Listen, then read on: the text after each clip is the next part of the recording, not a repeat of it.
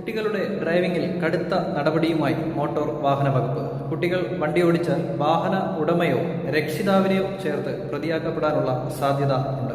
ഈ അവധിക്കാലത്ത് കുട്ടികൾക്ക് ഡ്രൈവിംഗ് പരിശീലനത്തിന്റെ പേരിലോ വിനോദ യാത്രയുടെ പേരിലോ വാഹനം നൽകുന്ന രക്ഷിതാക്കളും വാഹന ഉടമയും പ്രത്യേകം ശ്രദ്ധിക്കുക.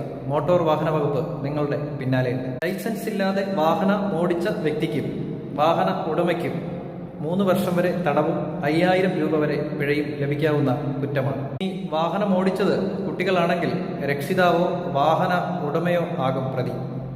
ശിക്ഷ 25,000 രൂപ, അതോടൊപ്പം 3 വർഷം തടവും. മാത്രമല്ല, വാഹനത്തിന്റെ രജിസ്ട്രേഷൻ 1 വർഷം റദ്ദാക്കുകയും വാഹനം ഓടിച്ച കുട്ടിക്ക് 25 വയസ്സുവരെ ലേണേഴ്സിനോ ഡ്രൈവിംഗ് ലൈസൻസ് ലഭ്യമാകുന്നതിനുള്ള അർഹത വരെ തടസ്സപ്പെടുത്തിയേക്കും.